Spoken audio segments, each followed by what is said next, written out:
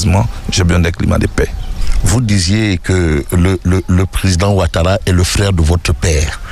Et aujourd'hui, est-ce que vous considérez que votre père a influé sur cette décision que vous écarte de la présidentielle, vous, le président Gbagbo et d'autres? Non. Je pense que chez nous, nous faisons beaucoup d'humour. En Côte d'Ivoire, on fait beaucoup d'humour. Tout le monde sait que le président Ouattara n'est pas le frère de mon père. Voilà, tout le monde le sait. Mais vous l'avez dit. Voilà, oui, je parle d'humour. Je parle d'humour. Moi, je suis bêté. Je suis de l'ouest de la Côte d'Ivoire. Le président Ouattara n'est pas de l'ouest de la Côte d'Ivoire, il est du nord. Et donc, on n'a aucun lien de parenté. Et voilà, il s'est juste appelé frère et frère avec le président Gbagbo, que je considère comme mon père. C'est comme ça que j'ai dit, ok, mais si le président Gbagbo est son frère, c'est qu'il est mon oncle. C'était juste pour rire. Je veux rappeler aux uns aux autres que ce n'est pas tout qu'on fait avec la colère. Souvent, un brin d'humour peut sauver une situation. C'est une simple poignée de main entre le président, l'ancien président français, François Mitterrand, et l'ancien chancelier allemand, Helmut Kohl, en 1984, qui a amené l'Allemagne et la France à passer du face-à-face au côte-à-côte. Aujourd'hui, on parle du couple franco-allemand. Mais interrogez l'histoire de ces deux pays. Interrogez l'histoire de ces deux pays. Vous verrez que un petit brin d'humour, un peu de courage peuvent amener à sauver des situations les plus désespérées. Donc moi, je ne désespère pas de la Côte d'Ivoire. Je pense qu'il est encore possible qu'on puisse arriver à nous parler et puis à sauver ce qu'il y a à sauver. Ce qu'il faut sauver, c'est quoi? S'il faut le sauver, c'est de vous remettre dans le processus électoral, c'est ça? Je rappelle que je ne parle pas de M. Charles Blé Goudé. Au-delà de moi, d'autres acteurs politiques sont aussi radiés de la liste électorale. Il faut qu'on se ramène autour de la table pour qu'on puisse parler. Moi, je vous rappelle encore, pour la Côte d'Ivoire, je suis prêt à beaucoup de choses. Pour l'Afrique, je suis prêt à beaucoup de choses. Mais j'ai des partisans qui aimeraient me voir faire la compétition. Si je vaux 1%, laissez-les et prouvez dans les urnes que c'est ce que je vaux. Mais bon, au-delà des élections, il s'agit de la stabilité d'un pays. C'est pourquoi je suis venu ici. Et cette décision qui écarte beaucoup de gens à la présidentielle, ça vous a surpris, vous, Charles Blé Goudé? Ça peut m'avoir surpris en ce sens que j'ai vraiment espéré que la Côte d'Ivoire tirerait les enseignements de son passé encore récent. Nous n'avons pas encore fini d'éponger la mer ardoise des différentes crises. Les grands peuples sont ceux-là qui ont embrassé le développement parce qu'ils ont réussi à tirer les leçons, les enseignements des crises qui les ont mis à genoux. Et pour moi, tirant les leçons et les enseignements de cette crise-là que la Côte d'Ivoire a connue, on doit se donner des institutions fortes, des règles impersonnelles qui doivent nous amener dans la durabilité. C'est cela que j'ai espéré. C'est pourquoi je suis surpris. Je suis surpris qu'un pays comme le nôtre traîne encore des questions de radiation d'une liste électorale. Non, je veux qu'on puisse donner place à la démocratie. Il ne faut pas avoir peur de la démocratie. Il ne faut pas avoir peur de la démocratie. Vous disiez quand le poisson sort de l'eau et dit que le crocodile a mal à la tête, il faut croire. Est-ce que vous êtes en train de nous dire qu'on devrait croire que la démocratie a mal à la tête en Côte d'Ivoire? Non, je ne peux pas, depuis le Sénégal, indexer mon pays de cette manière. Je pense que ce n'est pas juste de le faire. Je suis ivoirien. Je veux qu'on parle toujours de la Côte d'Ivoire en bien partout. Je me bats pour qu'on puisse participer à construire cette démocratie. Et la construction d'une nation est dynamique. Ça se fait au fil du temps. Tout système démocratique et politique s'améliore dans le temps. Même les pays que nous citons aujourd'hui en exemple, les États-Unis ont connu leur guerre de sécession. L'Europe a connu sa guerre, même si elle a réussi à la baptiser la guerre mondiale, mais c'était leur guerre. Et nous, on l'a bêtement accepté. On l'a appelé guerre mondiale. Je suis au Sénégal. On parle des tirailleurs sénégalais, même s'ils n'étaient pas tous des Wolofs.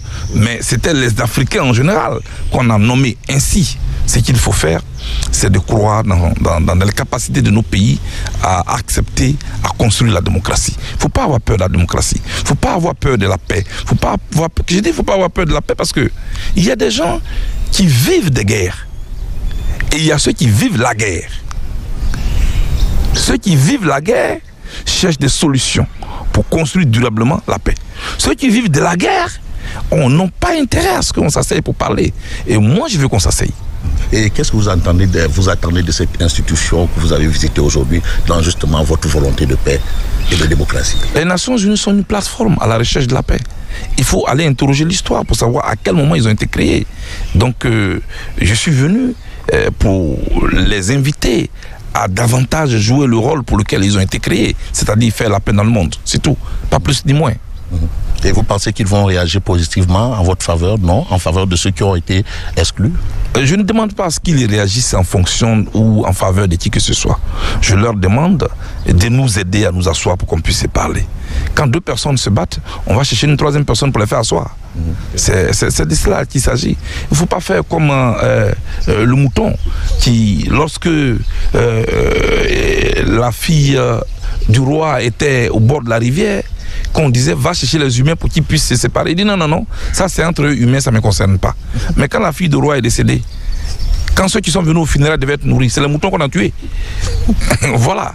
Donc je suis là et je cherche la paix pour mon pays. Et je ne veux pas qu'on me considère comme un danger pour la Côte d'Ivoire. Je l'ai dit, de toute sa vie, le mouton a craint le loup. Mais vers la fin, c'est le berger qui l'a tué. Oui, mais est-ce que vous attendez peut-être la réaction des autorités sénégalaises? Pourquoi pas, non? Je suis à Dakar et je suis content d'y être. Je voulais donc profiter pour saluer le peuple sénégalais, qui est un peuple qui a réussi à se donner des institutions et dont l'opinion compte aujourd'hui. Chez vous, on fait des élections, au plus tard à 19h, on a les résultats. C'est un bel exemple que je voulais saluer ici. On a eu peur à un moment donné, mais les institutions ayant joué leur rôle, le Sénégal est retombé comme un bon chat sur ses pieds. Deuxièmement, vous avez aujourd'hui à la tête de votre pays des autorités qui sont de ma génération.